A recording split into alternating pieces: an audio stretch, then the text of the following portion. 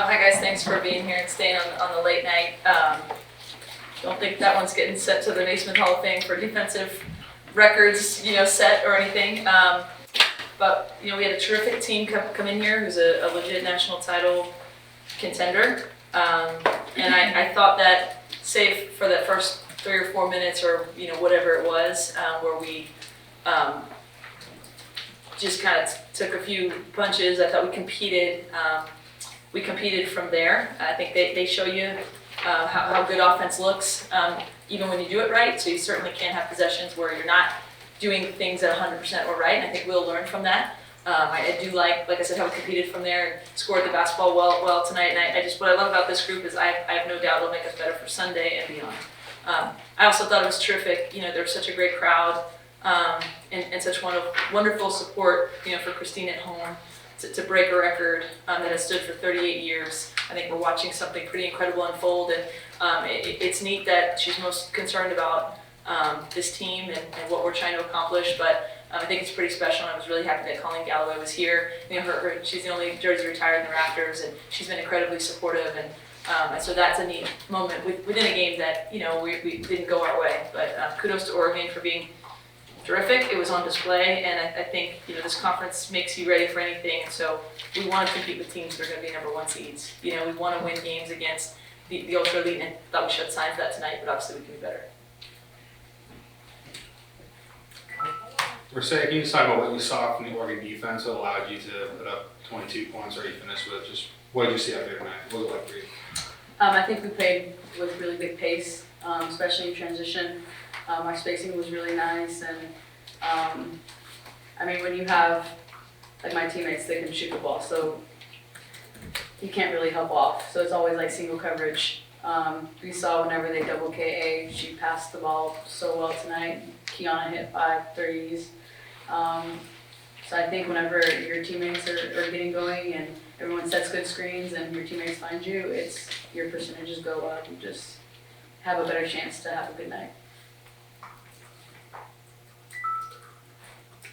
Kristine, what were your emotions when Coach called the timeout right after you broke the record and they showed the video? It looked like you were dialed in, but I'm sure there was something going on in there. I was kind of upset, just because we were down by I don't think we scored. I think we scored 1 point at that time.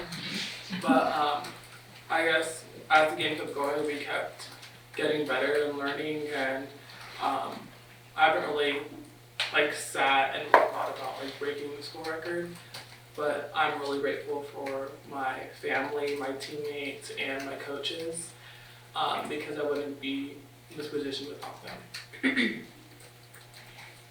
Coach, what do you think the slow starts, the reason for the slow starts? Because you guys get the shots you wanted, but then the shots are not hitting. And this game, last game, the whole game wasn't really good offensively, but this game you hit the shots throughout. But what do you think the reason is for the beginning and can you guys change? So I think if you look at all of our games this year, some games we come out in the first couple shots and that makes life a lot easier, and in some games we don't, but you have to just lock in and manufacture what it is that you want to have happen. It's obviously harder, against a team like Oregon to do that. And I thought we made some early turnovers that we really settled in after that, and we only ended up with 12. I thought there were a couple costly ones early, but it's not just a matter of missing early shots. I thought we weren't quite at the level that we needed to be to start the game, and maybe if you hit the first 1 or 2 shots, you lock in a little more defensively, but we have to be better to say if we miss our first couple shots, we have to kind of step it up even more defensively because, they're so potent, especially in transition, and we didn't want them to get a lead. So it wasn't a great start, but I really, thought we competed well coming back. I thought we built a lead, and that end of the second quarter hurt us with momentum. I thought we outplayed them in the second quarter more than by 1 point. And a couple calls didn't go away at the end of the second quarter and lost a little momentum, so that was tough. But I really thought from that point we were down 14-2, we beat them for a long stretch of time. We just couldn't sustain that. What happened? You said stretch in a second. What do you think finished that? We lost momentum a little bit. I do think there were a couple questionable calls in there and a few empty possessions, and they're too good, right? You have to be kind of clicking on all cylinders every time, defensively with your effort and schemes, and then offensively, the more points on the board you can hit, it slows down their transition and it keeps you afloat a little bit. It seemed like Oregon was scoring at will from 3-point range. What was going on with the perimeter defense that enabled them to get such good shots from deep? Yeah, I mean, they average 44% from three, and it's 61%, right? So no matter how good they are, it was an incredible display from them. Couple were in transition, a couple I tried to shift to zone a little bit in the second half, and I thought they were hurting us on the ball screen actions. We didn't get out to shooters quickly enough. Others, they just make you pay when you're slightly late, like we were there but late and not tight enough. Certainly our game plan was not to force rotations because we know how good they are from three, but they kind of get to their spots anyway, so it's really tough. You have a quick turnaround with Oregon State on Sunday, and they just lost to Stanford. What are some things you're looking at to work on for your team now? Yeah, well, I talked to the team.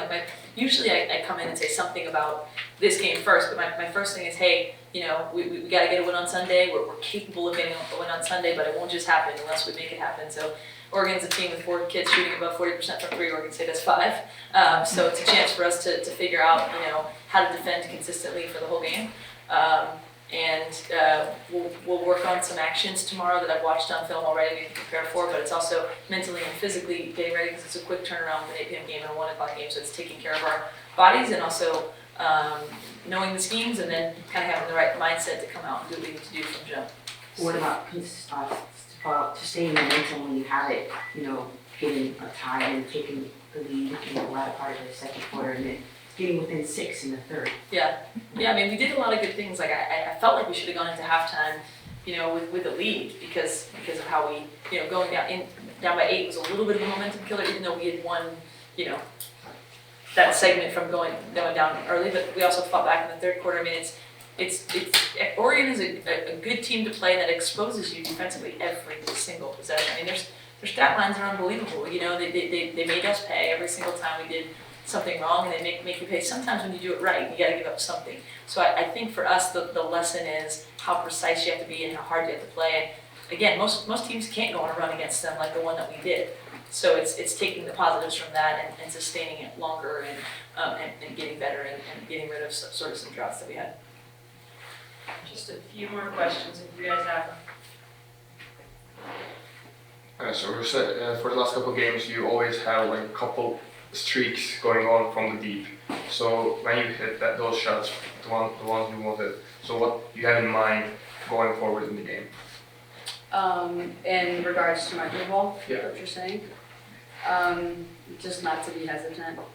I think earlier in the year, I was a completely different player. I just wasn't looking to shoot, second guess myself on every decision. And Sharms and G and Kai and Deli, Kristine, everyone's like, shoot the ball, just shoot the ball. So, you can tell I'm not hesitating anymore. Like 3 bad ones, but I think one of those was a heat check. So, so I just pull up at it.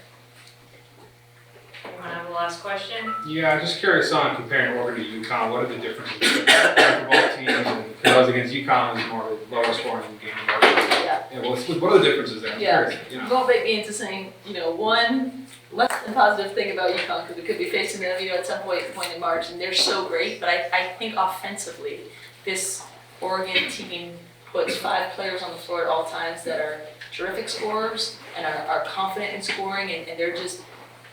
They're incredibly hard to guard in that way. So is UConn, right? But I think this is probably the most potent offense in America right now, and that's really tough.